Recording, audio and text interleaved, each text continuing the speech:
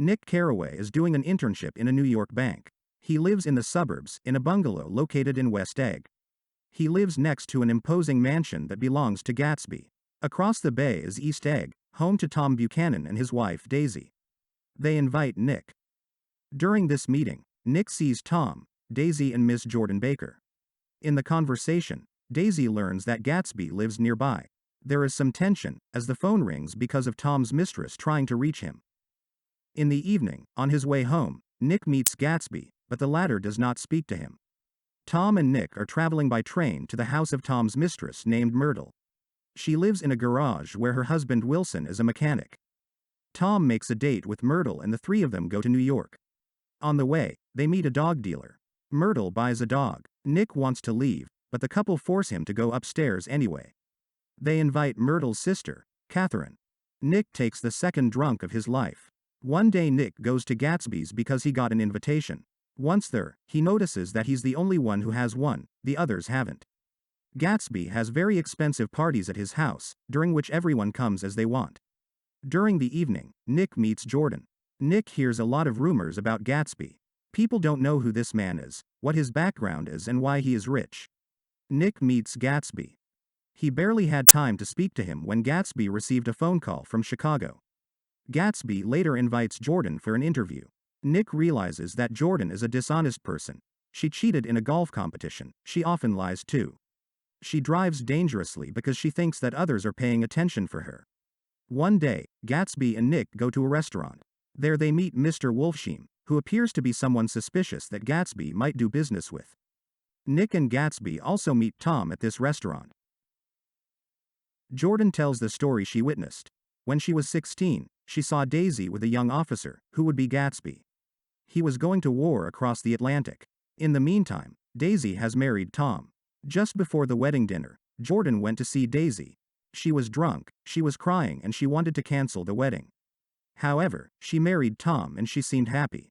Jordan, by saying Gatsby's name, reminded Daisy of moments from the past.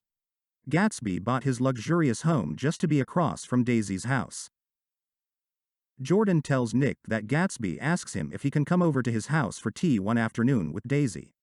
Gatsby had all these lavish parties for the sole purpose of seeing Daisy someday. The meeting is organized. Gatsby brings a lot of flowers to Nick's place. He is very nervous, he wants to go home a few minutes before the meeting. Eventually, Daisy comes and she meets Gatsby. They haven't seen each other for 5 years. Nick leaves, then he comes back. He notices that Daisy is crying. Gatsby, meanwhile, is beaming. Gatsby takes Nick and Daisy to visit his house. Gatsby plays a tune of music. Nick ends up leaving them both. One day, Tom comes to see Gatsby with some friends. Gatsby invites Tom and his friends to come to one of his parties. Tom comes there with Daisy. Gatsby and Daisy spend time together. Nick stands guard so that no one surprises them. Suddenly, Gatsby isn't having his parties anymore and he sends his servants away, because he finally has a relationship with Daisy. During an invitation, Nick, Daisy, Tom, Jordan and Gatsby, who was invited by Daisy, are all together. Daisy shows her daughter to Nick and Gatsby. The day is hot and they are all energized. They decide to go to town. Tom, Nick and Jordan get into Gatsby's car, the one that's yellow. Gatsby and Daisy climb into Tom's, the blue one. The car Tom is driving is going to run out of gas. Tom pulls up to Wilson's house with Gatsby's car. Tom learns that Wilson wants to leave there with his wife. The two groups come together and they go to a hotel suite.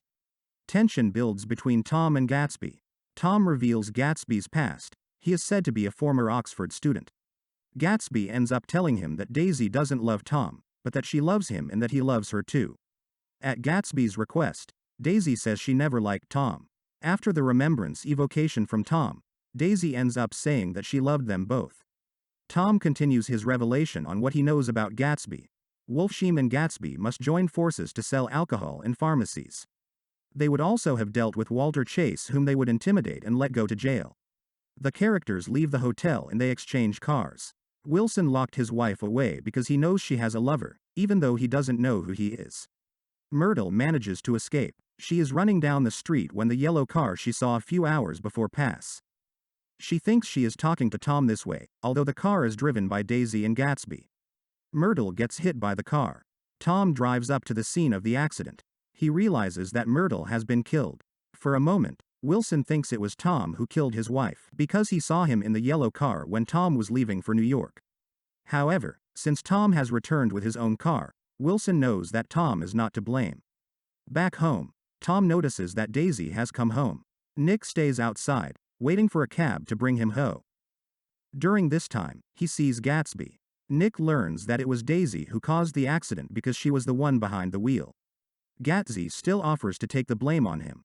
Nick sees Gatsby again. He ends up leaving because he has to get on a train. Nick tells him he will call him. Gatsby is also expecting a phone call from Daisy. Wilson explains that he found the dog's leash and collar. That's why he realized that his wife had a lover. For Wilson, the one who killed his wife was her lover. After Wilson calms down a bit, his friend leaves him to go to sleep. A few hours later, this friend notices that Wilson is no longer at home. He's gone on foot and he's going to Gatsby's. Gatsby is in his pool and Wilson shoots him. Nick later returns to see Gatsby. He sees his dead body in the pool. A little further on, Wilson's body is found. He committed suicide. After the body is discovered, Nick phones Daisy to let her know what just happened. However, she is absent. She left who knows where with her husband. Hardly anyone comes to Gatsby's funeral. There are only his father, the funeral convoy, and a few servants. Nick ends his relationship with Jordan for good. Later, Nick accidentally meets Tom. He tells him that Wilson came to his house and told the mechanic that it was Gatsby who was driving the car that ran over his wife. Tom has no remorse and Nick comes out of this meeting even more disgusted with rich people who destroy lives without worrying about the consequences. Nick packs his bags and heads off to his childhood area. This novel highlights big differences between the characters, between Gatsby and Tom, between Myrtle and Daisy, and between Nick and the world of rich people. 1. Nick. Nick is just other people's plaything. He always does whatever he's told to do. Even if a situation does not please him, he goes through it all the same at the request of others. Frankly, he doesn't sound like 30, but more like 20. Looks like a teenager who must obey adults. He is never asked for his opinion and he only gives it at the end of the novel when he tells Gatsby what he thinks of him. He's practically the only character who works. The others don't. In a pinch, their sport is their profession, even if they often cheat. Nick is the narrator of this story. He saw it and confided it to us. He is also the confidant of many people. He is Tom's confidant when he takes him to see his mistress. He is also Gatsby and Daisy's confidant when he knows they are together and keeps an eye on them so that no one notices their affair. Nick is a decent person. He doesn't judge people because his father taught him that. He doesn't like dishonesty, but he finds it is unfortunately everywhere, especially among wealthy people. We often wonder what Nick does among the characters in the novel. He is poorer than them. He does not belong to their world. The rich often reject the poorer than them. You wonder what makes them invite Nick or take him wherever they go. In the midst of them, Nick looks poor. However, this is not quite the case since he still comes from a large family, is a banker and was educated at Yale. Nick has to help everyone, but no one is helping Nick. In the end, it's only Nick who prepares the funeral. 2. Gatsby. We have Gatsby who does not belong to Nick's world, or even to that of the Buchanans. He is in between. He's a nouveau riche. As with all pasts that don't exist, people give Gatsby and his wealth a multitude of origins. People imagine a lot of bad origins, none consider honesty. Gatsby would be an assassin, an heir to a wealthy family, a soldier, an adventurer, a relative of the Kaiser, a bootlegger, or even a mafioso. At first, we even wonder if Gatsby is not ghostly. No one knows what he looks like. Nick does not meet him for real until chapter 3, although the novel is still quite short and has only 9 chapters. Gatsby has a good understanding of Nick. He is the only one to send him an invitation. He guesses that if he hadn't, Nick would never have been to his house. He doesn't have the nerve of other guests who come uninvited. From Gatsby, we see that we do not know his origin. We do not also know the origin of his fortune. He is a dreamer. He only refers to the past he wants to reconstruct. He is not tight-fisted, for he has to spend a fortune on his parties. He doesn't look sad. He still shines. Gatsby is the only character in the novel who smiles. The joys of others are only forced joys. He dresses extravagantly. He manages to give confidence. Gatsby is a character who is out of step. He lives in the past. He is the only character to focus so much on the past. Even Daisy doesn't care so much. Gatsby is still a crazy person, because you can't live solely on your past, and it is even crazier to want to transpose it to the present. What happened must be left behind. We cannot resuscitate it. Even all the money he has amassed, Gatsby is unsuccessful. 3. Daisy. From Daisy, we can guess that she must be beautiful. That it attracts a lot of people. In her youth, we know that she was courted by several officers. She is drawn to money. She is the only one with her husband to have a child, because all other couples do not. That she has a very clear view of her situation. This is shown when she says that she hopes her daughter will be pretty and stupid, which will avoid experiencing the same torments as her mother. Daisy is an ambiguous character. Sometimes you can guess that she is sad at times when it shouldn't, and sometimes she shows joy when now is not the appropriate time. Daisy is not happy in her marriage. 1. To show us, we have the unease created after Jordan uttered the name Gatsby on Nick's first visit to the Buchanans. 2. There is when Tom gets phone calls from his mistress. Everyone knows, and even Daisy knows, who's on the phone. The phone calls in the absence of Tom when he takes calls bring a chill in the house. 3. Tom doesn't listen to Daisy's urges. For example, when meeting Nick for the first time, she says she would like to leave here, but Tom tells her that he doesn't see why he would move elsewhere. 4. Daisy is bored. At the start of the novel, Daisy and Jordan are bored on the sofa. 4. Tom. From Nick's first meeting with the Buchanans, we immediately identify the characters. Tom as sexist, racist. He never has pity or remorse. He finds it normal for others to fix his mistakes for him. He finds his adulterous affair normal, but Daisy has one pissed him off. He doesn't make feelings. When Myrtle dies, he looks a little sad, but not more than that. We don't see him cry. Ultimately, Myrtle was just a trifle in his life. Everything should work as he says. 5. George. George is the second and final individual who works in the entire novel. His job is tiring. He is often exhausted, even sick. He continues to work. He is far from what his wife expects. We have 4 places where the characters live or are passing through. There's West Egg. It's Gatsby in Nick's home. There is East Egg, which is inhabited by Tom and Daisy. There is New York, where all the characters are passing through, except Wilson, who never goes. The Valley of Ashes is inhabited by Myrtle and her husband. It is a city that has workers. The city looks dirty and gray. This is where there is an optician's billboard, which consists of a man with his giant glasses looking at the city with his bleak eyes. The Wilson-Myrtle couple live in poverty and dream of better. The woman escapes her daily misery with Tom, who gives her presents and takes her elsewhere. From the 4 places, the characters go back and forth. Finally, with the money, you can be loved by anyone.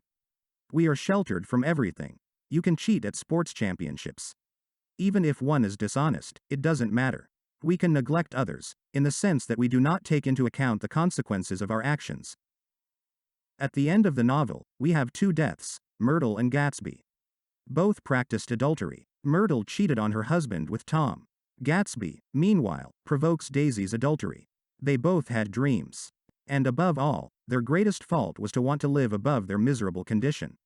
Myrtle tried to forget about her life with Tom. Gatsby made some money. The sad thing is that people don't fall in love with a person, but with what that person has. And that Gatsby got it right, since in order to get back an affair with Daisy, he exposes everything he has to her. The house, his grounds, and even his shirts.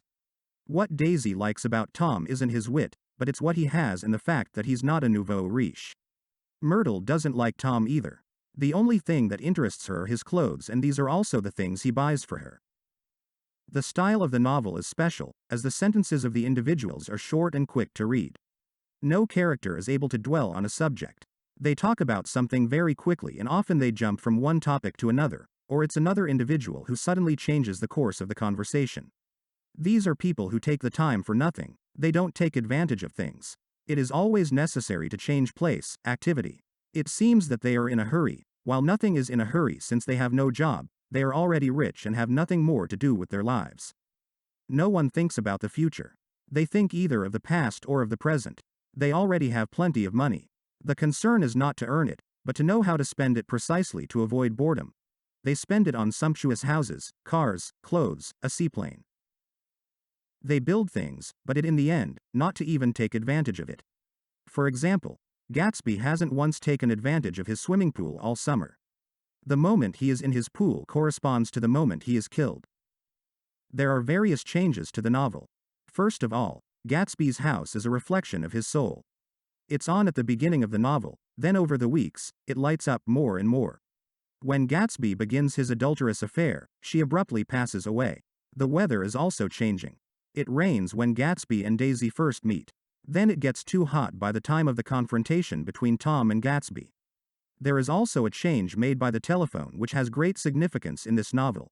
Each time, it brings a moment of tension. The phone rings when Tom receives the phone calls from his mistress. The phone rings when Gatsby receives the famous phone call from we do not know who, but which we guess has a suspicious origin. There are also the calls between Jordan and Nick, which each time brings disappointment to either one or the other. Finally, everyone in the novel is unhappy. Those who have no money cannot achieve their dreams precisely because of this lack of money. Those who have it do not know how to spend it because they have too much of it. Everything is close at hand. By having everything they want, they feel a certain weariness and boredom. In the end, it's only the really rich who have it easy. The poor don't have it. Those who were born poor and got rich don't have it too.